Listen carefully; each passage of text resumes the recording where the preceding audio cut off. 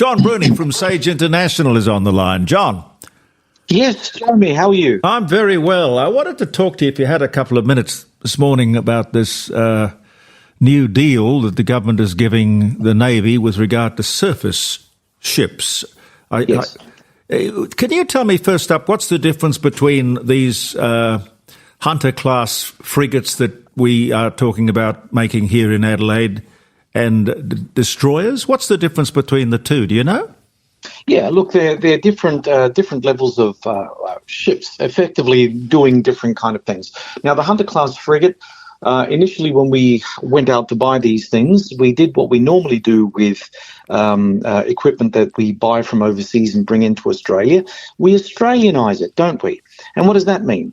Well, it means that we add massively to the cost and we blow out the delays in actually seeing these things in service because we want to make these ships different from the original source country. Well, who's behind that? Who would not see the logic in just getting a stock standard model? If it's good enough for the British Navy, it should be good enough for us.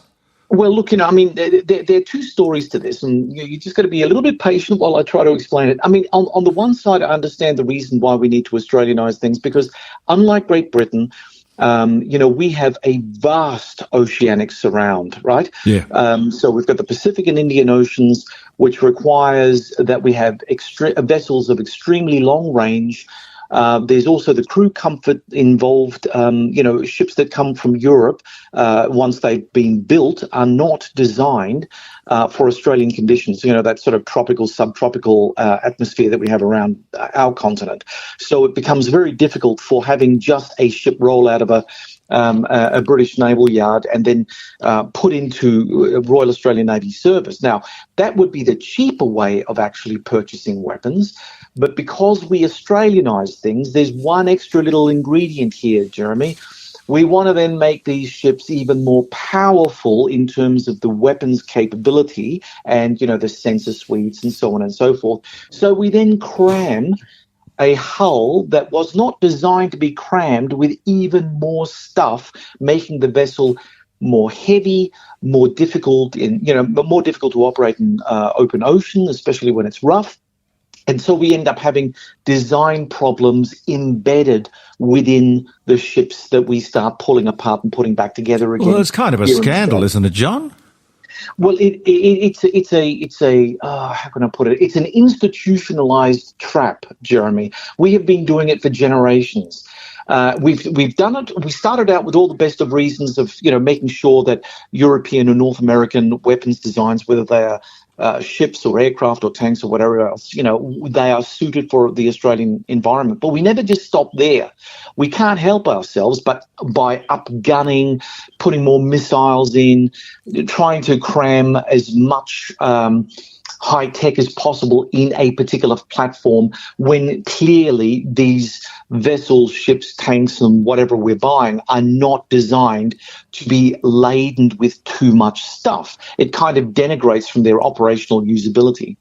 Yeah, so we've gone from, 7 surface ships, which is ridiculous in itself, and I don't know how many of those are crewed and how many of those are laid up or in dry dock or whatever. And they're going to take it up to 26 and I think spend $11 billion on increasing our surface fleet. Yeah. Is that enough to protect that coastline of ours? Australian Defence Acquisition, Jeremy, I wrote the book on Australian Defence Acquisition back in 2002, which was launched by then Minister of Defence Robert Hill. Yes. Now, since 2002, there have been no major improvements to our defence acquisition processes because there are systemic problems throughout the entire process. There are problems at the Navy side or the Air Force side or the Army side. Then there are problems of industry. Then there are problems, and I would say the most important problems, of course, is in governance. How do we bring everyone together to make sense of this? How can we reduce costs and yet get good value for money? I mean, this is something taxpayers need to know that billions of dollars are being spent, and they have to be spent in a good and effective way. But it's hardly the case. And this is where a good, intelligent, well-informed media comes in, because it can it can play with us. Les Ellicus is with me, John. So if you G'day, Les. Good morning, John. How are you this morning? Look, I do have a question for you if I just cut across Jeremy's bow, pardon the pun. We seem to, particularly here in Adelaide, have had numerous press releases and numerous press re-releases and all sorts of commentary from one premier after another, and we've had a range of premiers on this subject.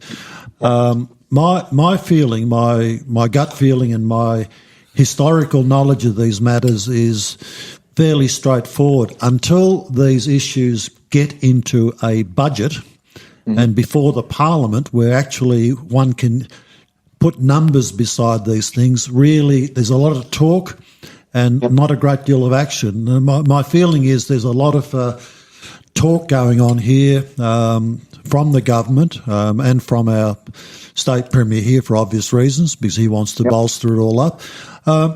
Look, what's the real, you're the expert in the field. What's your belief in terms of a timeline when this could actually happen? Is it going to happen in our lifetime, or it's all going to be full of a great deal of hot air? Well, if we go by Liz, if we go by history, the history tells us a story, right? That governments come and governments go. And because defence is under the control of whatever political party happens to hold sway in Canberra, that means that, you end up having one government doing one thing, then we elect another government to do something else. They are normally the big broom that comes in and sweeps up the mess of the former government. That includes defence as well.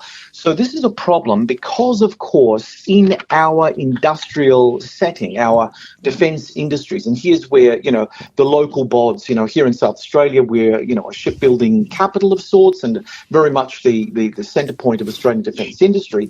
Industry needs guidance. They're not getting any guidance from government, right? Because the governments are always changing the nature of what they're meant to be doing. There is no budgetary certainty because, of course, as you raised the point, how do we get budgetary certainty when the governments change and their priorities change? And then because we don't bring in the people, as stakeholders in the venture, because they're subsidising all this through their taxes, people are generally cynical about why we're doing things, including when it comes to our national security, or they're just disinterested because they have got more important things on their plate, like how are we going to feed the kids tonight? How are we going to pay the bills? When you've got these sort of existential issues hanging over families' heads, the last thing you want to be told by your government is the importance of national security and defence, because basically that means money has to get out of somewhere to go into something else. That means hospitals will have to, be pushed back in order for us to actually build or redesign a new warship or a new tank or whatever the government of the day happens to think we need. So there is the lack of certainty in the entire system. So when we're talking about, well, who's responsible for all this? Everyone and no one is the answer. It's systemic. The rot sets in from the top right down to the bottom. And people in defence industry have been critical of this for years, and no government, whether state or federal, really listens. They do what they normally do. Politicians, they'll go there, have a cup of tea. Oh, what's your problem? Oh, you need certainty, do you? Oh, that's nice. Well, we'll give you some certainty. That never happens. Do you reckon we're top heavy? How many admirals and generals do we have as opposed to the men underneath them? Do we have a problem there? Yeah, we do. We look. I can't quote you statistics, but it's a long-held belief by most people working in the national security domain that there are far too many chiefs and very few of the other ranks that can hold things together. And of course, it's a prestige assignment for those people who get fast tracked to the top, and that's fine if you're looking at defence as just being another job to earn money. But defence is far more than that. And this is another thing since the whole greed is good, Gordon Gekko neoliberal mentality has taken over all over the place, the idea of service to nation rather than service to self has gone by the wayside. Yes. We had a podcast we just released a podcast with US Lieutenant General Ben Hodges. Now, he used to run the US Army in Europe, and we were talking all about these kind of issues, issues that it's not just something that affects Australia, it's something that really affects all countries. All Western countries are muffing defence completely. And, when people scratch their heads and wonder, well, we've got a leading technology over the Russians and the Chinese, we've got all kinds of advantages, but no one can actually pull it all together and make sense of it in a way that would be good for the nation state, for the taxpayer. Now, I'll give you guys an example here. Two things which have been bugbears for me for years. The skills shortage in Australia, skills shortage in defence industry. We don't have the required numbers of people going into defence industry to build the expanded naval base that the government is currently promising. Until we get on top of that, all the talk that you have with regard to, we're going to have a bigger navy of 26 ships, great. Who's building them? We can't get migrants coming in from Afghanistan doing it, and the kids aren't, taking up STEM in the way that we want them to. No. So who are building those vessels? Then there's the personnel shortage in the Navy itself. Going into the services, because it's now just another job, people don't like getting yelled at 5 a.m. to get up and do their whatever they have to do, their ablutions and whatnot. It's not the done thing. People like to have a comfortable lifestyle. Plus they want to work from home, so how do you build ships from home? Paper boats, Les, paper boats. Did you hear that, John, that they're working into the federal public servants regime, or their arrangements, their employment arrangements, the permission to decide, and I'm talking about the entire federal public service. They can choose whether they want to work from home or they want to work from the office. Awesome. How do you manage that? How do you work with that? What do you do with all the buildings that are half empty, or maybe mostly empty? Sell them as residences. The government can make a lot of money doing that. I mean, this is something that we are constantly fighting with regard to Keswick Barracks. I mean, Keswick Barracks is an excellent fire base. It's close to the city. If there's an emergency or anything that needs to be looked after, you can marshal your forces over there and then go off into the Adelaide Hills if it's a bushfire or head off a flood or something. It's so close to the CBD. It's great. But for years we've been talking about selling it because, we don't look at defence in South Australia seriously. We just say, it's just a big block of land. It's not doing anything. It's not productive. Let's sell it. And the government has the same sort of mentality. It's all about making a quick buck with what you have. And defence is not about that. It's about long-term planning in a stable environment. We did it before the Second World War. We were selling pig iron to the Japs. Yeah, well, we're selling iron ore to the Chinese. And, by the way, they're not our enemy. No. I don't understand. There's a level of insanity here, gentlemen, that I just don't quite understand. Yeah. I think they just hope, the insane ones anyway, that there's no one around to point it out, and the media has no interest or understanding in amplifying that message. But to the Chinese, I understand, have the biggest navy in the world now. Well, they do. Well, our 26 little surface ships, probably we would find it very hard, as you say, to man them. Mm-hmm. That's why 6 of them are going to be unmanned, right? So we're already planning for the Terminator event. So it would seem. John, we seem to be unable to manage our own coastline with the 2 boats actually not just getting into Australian waters, but actually men on the ground, which means it's pretty easy to come to Australia. It's probably like the southern border of the United States. You can just walk in now or swim in, as they are coming in by boats.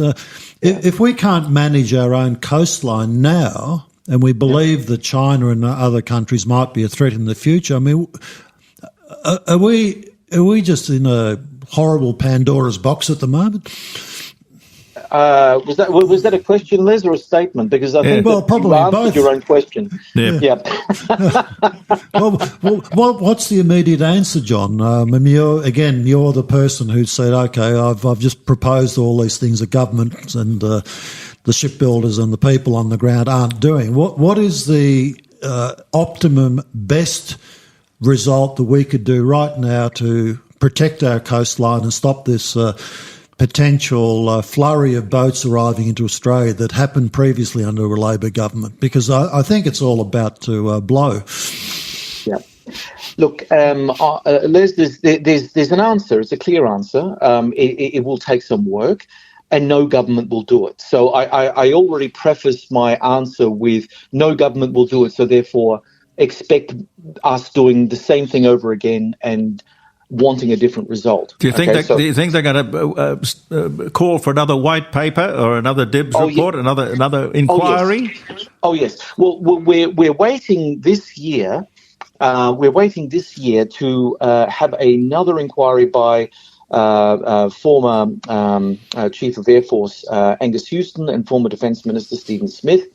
They put out what was the Defence Strategic Review last year, another, wish list of things and capabilities that we ought to have without actually drilling down into the details of how to get on top of the skills shortage and the personnel shortage I mentioned earlier. Yep. But the most important thing you need to do with defence in this country is you need to depoliticise it. You've got to take it outside of the political system. That will give you a number of benefits. Firstly, you'll be able to do long-term planning. Secondly, those people in charge of our national security apparatus will have an environment where they can be more flexible in their response to overseas threats. Like, everyone keeps on saying that the Chinese are great long-term thinkers, as are the Russians, and they have these short decision-making cycles. If Putin says or Xi says, I want X to be done, X gets done. Whereas here in Australia, X has to go through the political process, the committee process, the bureaucratic process, and by the time we've finished ruminating over what we're meant to be doing, the war is over, and that's it. The whole situation has changed. So there are these things that need to be done, and I would argue that putting the entire national security architecture under some form of statutory body, where from a constitutional perspective, Australia needs to have a deterrent posture. Now, who in the public domain is talking about deterrence today? I'll tell you, nobody. Why is deterrence important? It is the sales pitch to the Australian public. You know the old saying that to have peace, you need to prepare for war. Yes. This is the entire philosophy for deterrence.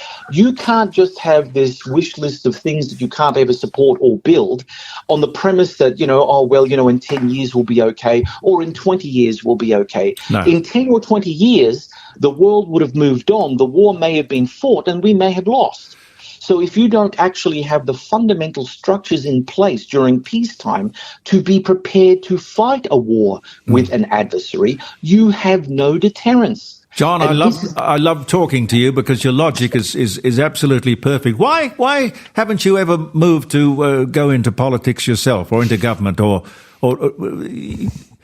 maybe they wouldn't like you because you speak so much common sense.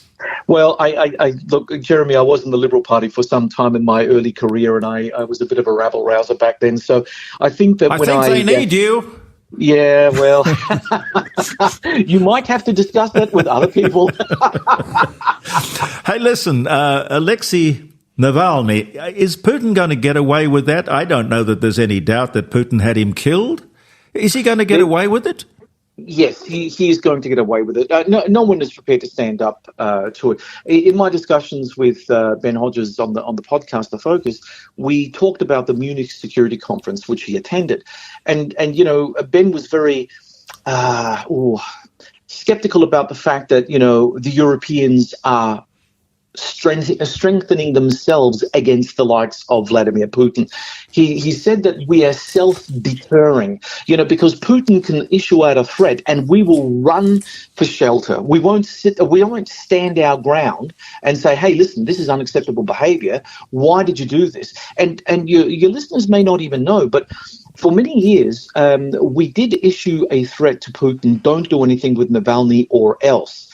Well, Putin has now crossed that line. And what Western politician has come forward and say, well, those sanctions that we've put on your inner circle are going to get about 100 times harder now, Vlad. Thanks for doing what you've done. You've now sown the seeds of your own destruction. There is not one Western politician in the entire European Union wanting to face up to the fact that they ought to give Vlad a kick. We're so afraid of Vlad throwing the nuclear bomb, which he will not do. The fact is, had he wanted to act in a totally irrational way with the Ukraine war, he should have done it right off the top. He should have started nuking elements of Ukraine when the first Russian tanks poured over the border. He's now left it into year 3, and with year 3, you're going to have to scratch your head and wonder, well, when is he going to do it? He's not going to do it now. If he didn't do it 3 years ago, he's not going to do it now. So the idea of the nuclear threat doesn't shore up anymore, and yet we're still terrified of Vladimir Putin, and we're prepared to do nothing to counter him, politically or strategically. I've got to ask you one last question. We've got another second or two. Apparently, the Australian government has issued Palestinian refugees from the Gaza Strip, I assume, 2,273 Palestinians have been given visas to come and live and work in Australia. Right. Now, according to this, 78% of Palestinians approve of Hamas and their invasion of Israel. Now, I wonder how many of those 2,273 Palestinians would be representative of the Palestinian population being 78% in agreement with Hamas. I mean, is that the sort of thing we really want to import into this country? It's a complicated question. I mean, look, again, if you look at what's happening in Gaza at the moment, there is a very, very powerful argument to say that the Israelis are overdoing it. I mean, I understand. Oh, I get that. Yeah, but I understand their right for self-defense, and I also understand their operations within a heavily urbanized area prevent them from being particularly careful about avoiding civilian casualties. But the problem is, and this is where it comes down to your question, that is, you've now got a deeply traumatized people who have come out of this conflict, who really only have blood and loss in their head. You say traumatized, but you could also say radicalized, couldn't you? Well, yeah. Well, that's exactly what I'm. They're going to be angry. Yeah, they're going to be angry, and who are they going to take it out? They're going to take it out into their new host countries. Yep. I've made a prediction earlier this year that this war is going to net the West a new wave of international terrorism based on Israel's response to October 7. Now, God help us. This is a problem for all of us, and I think that all governments have to be very careful with what they're trying to do, because in order to be nice to people, in order to extend the humanitarian hand out, you have to understand where these people come from. If they're deeply traumatized and angry, they are not going to be necessarily peaceful, nice, submissive citizens, going to work 9 to 5, punching in and punching out. No. What they may be doing is they may be plotting a revenge assault, because Australia is close to Israel, so of course they can't lash out to Israel. They'll come somewhere close to the Jewish community here and cause even more security problems internally. This is something that we need to try to work out. Yep. Now, do tell me, what's the podcast address? How do we find that? Oh, well, you can find that on the Sage International website under the Media Centre drop-down menu. It is called The Focus. The Focus can also be found on iTunes, the Ozcast network, Spotify, pretty much all your favourite podcatchers, and it also has a channel on YouTube. Wonderful. See you, John. Okay, see you, Jeremy. Thanks, Les. John Bruni from Sage International.